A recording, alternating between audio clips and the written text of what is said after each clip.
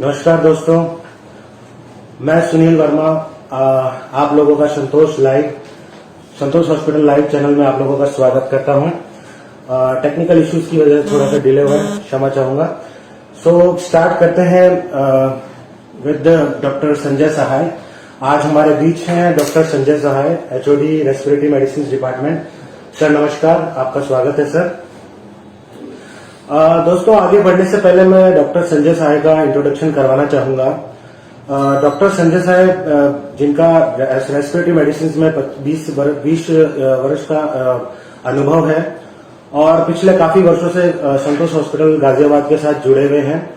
तो सर बहुत बहुत धन्यवाद, आप हमारे साथ हैं। और सर ने, जैसा कि दोस्तों आपको मालूम होगा, कोरोना पेंडेमिक था, तो सर डॉक्टर संजय और उनकी टीम ने काफी सपोर्ट था हमारे पास, जो कि कोरोना पेंडेमिक को हम लोग सर्वाइव कर पाए। सो जैसा कि दोस्तों आप लोग जानते हैं, वर्ल्ड ट्यूबरकुलोसिस डे कल है 24 तारीख को। सो उसी के चलते हम लोगों ने एक ट्यूबरकुलोसिस पे एक सेशन रखा है, जिसपे दोस्त जो भी लोग हैं हमसे ट्यूबरकुलोसिस के रिलेटेड कोई भी जानकारी चाहते हैं वो हमसे जान सकते हैं।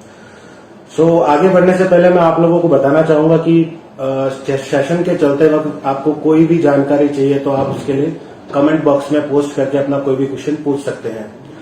तो sir thank you so much sir, आप हमारे साथ हैं। मैं सर ये जानना चाहूंगा कि वर्ल्ड ट्यूबरकुलोसिस डे हम क्यों बनाते हैं सर? वर्ल्ड ट्यूबरकुलोसिस डे सभी वर्ष 24 मार्च को मनाया जाता है।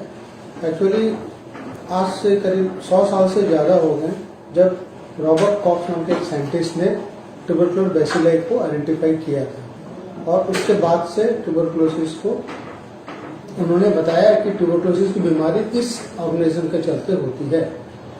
लेकिन जब इसलिए हर एक वर्ष 24 तारीख को मार्च 24 को हम उनकी याद में ये ट्यूबरकुलोसिस डे भी मनाते हैं। साथ साथ हमारा पर्पस ये होता है कि ट्यूबरकुलोसिस जो कि ग्लोबल हेल्थ प्रॉब्लम है, पूरी दुनिया में लोग इसे सफर कर रहे हैं, तो उनको अवेयर किया जाए, गवर्नमेंट की क्या पॉलिसीज हैं, किस तरह से हम ट्रीटमेंट से ट्यूबरकुलोसिस से निजात पा सकते हैं। इसलिए हम 24 मार्च को एवरी ईयर सभी साल टीबी डे मनाते हैं, वर्ल्ड टीबी डे मनाते हैं।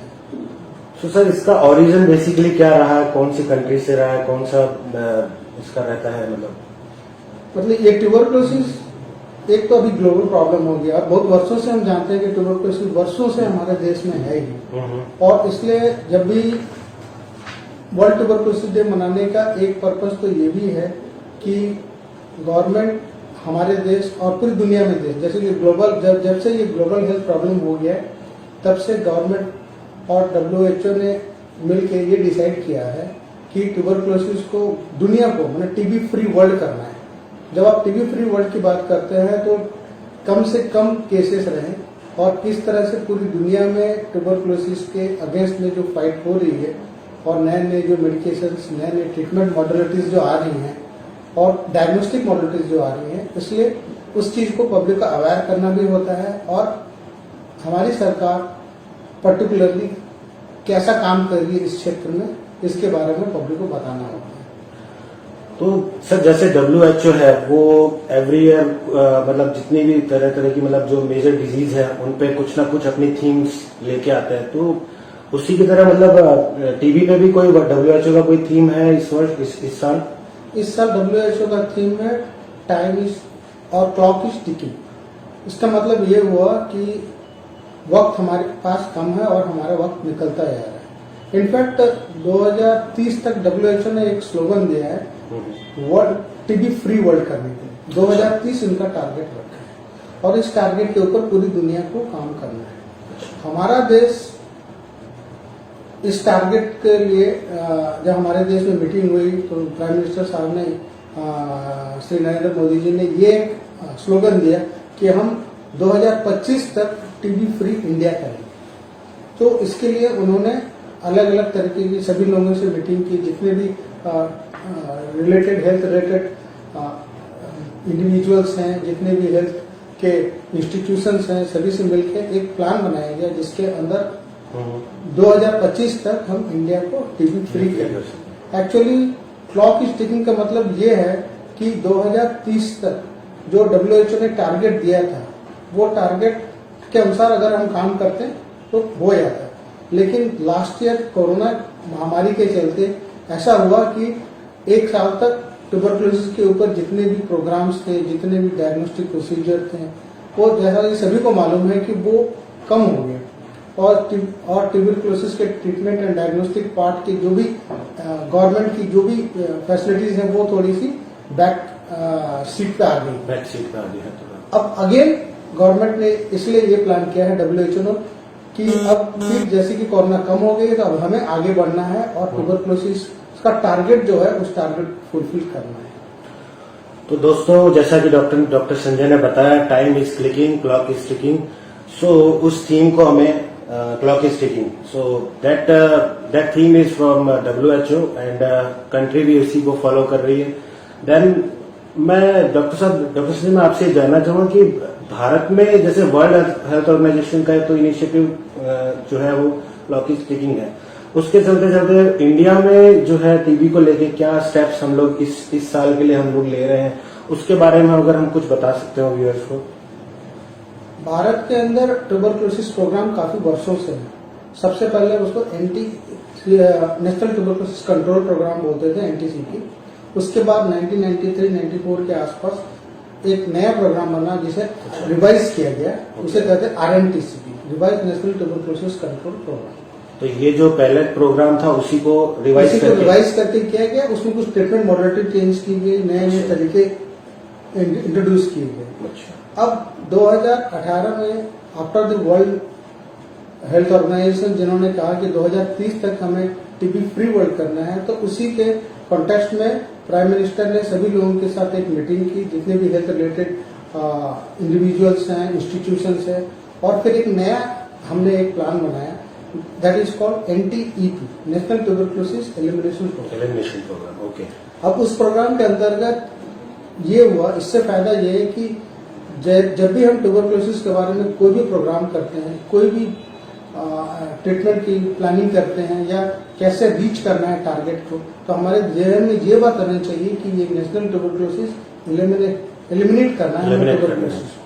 तो उस हिसाब से इसलिए उन्होंने नया नाम दिया NTEP, national tuberculosis elimination programme. तो शायद इसको तो हमें 2025 तक अचीव करना है। ये प्रोग्राम प्रधानमंत्री का ये टारगेट है कि वर्ल्ड हेल्थ ऑर्गेनाइजेशन इसे बोल रही है कि 2030 तक हमें टीबी फ्री वर्ल्ड करना है, और प्रधानमंत्री के अनुसार हमें 2025 तक टीबी फ्री इंडिया करना है।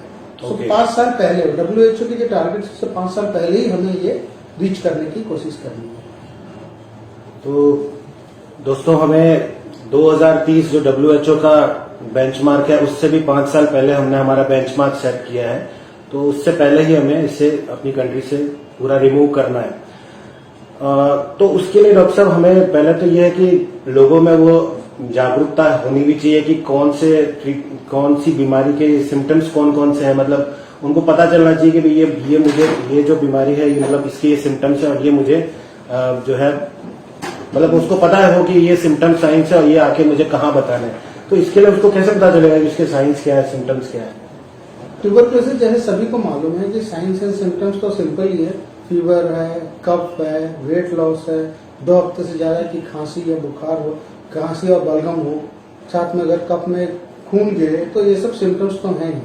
लेकिन गवर्नमेंट ने जो नया जो NTEP का जो प्रोग्राम किया है, इस प्रोग्राम के अंदर उन्होंने ये कहा है कि कुछ मॉडलिटीज हमने चेंज की, जैसे कि सबसे पहले तो ये करना है कि कैसे डायग्नोस करना है। और डायग्नोस करने के लिए 2 चीजें होती हैं, एक तो पेशेंट तक रीच करना, या तो पेशेंट डायरेक्ट हमारे पास आ जाए, that is called active and passive identification या डायग्नोसिस की चीजें। तो इसमें जो एक्टिव है वो क्या है और पैसिव है वो कैसे पता चलेगा? मतलब एक्टिव मतलब कि जो पेशेंट हमारे पास आ रहे हैं वो तो पैसिव हो गए, मतलब आए और उन्हें उसको हमने अलग अलग मॉडलिटी से जैसे एक्सरे कराया, स्पुटम एग्जामिनेशन कराया, फिर उसके ऊपर भी अलग अलग स्टेप्स हैं। और पैसिव का मतलब एक पेशेंट जैसे कि ट्यूबरकुलोसिस के एक पेशेंट कोई एक घर में अगर टीबी के पेशेंट हैं और उसके साथ साथ हमें दूसरे लोगों को भी स्क्रीनिंग करना है। अगर कोई एक पेशेंट जिसे HIV है, जिसे इम्यूनो कम्प्रोमाइज कंडीशन है, जैसे डायबिटीज है, अनकंट्रोल्ड हो गया, या फिर वो कुछ इम्यूनोसप्रेसिव ड्रग्स लेता है, तो उस लोगों को उन लोगों को भी हमें स्क्रीन करना होता है कि ट्यूबरक्लोसिस है कि नहीं। तो उस स्पेशली ओल्ड एज होम हो गए, जहाँ क्राउडिंग कंडीशंस में लोग रहते हैं, स्लम्स रहते हैं, जहाँ हमें जाके खुद ही उन लोगों को कांटेक्ट करना है और उनको आइडेंटिफाई करना है कि ट्यूबरक्लोसिस है कि नहीं। इसी कॉन्टेक्स्ट में गवर्नमेंट ने अभी लास्ट कुछ दिनों से एक प्रोग्राम और बनाया है, दस्तक प्रोग्राम। मतलब दस्तक मतलब हर एक घर में जाके आशा वर्कर्स को लेके घर घर जाते हैं गांव में, और हर एक घर में नॉक करते हैं। दस्तक मीन्स नॉक करते हैं और पता करने की कोशिश करते हैं कि कितने लोग बीमार हैं घर में, किसी लोगों को ट्यूबरक्लोसिस के सिम्टम्स हो रहे हैं कि नहीं। उस हिसाब से आइडेंटिफाई करके उनके नाम नोट करके फिर उन्हें नजदीक के हेल्थ सेंटर में भेज के फिर उनको चेकअप करके ये बताने की कोशिश की जाती है कि ट्यूबरक्लोसिस इन्फेक्शन उनको है या नहीं। Okay, thank you doctor.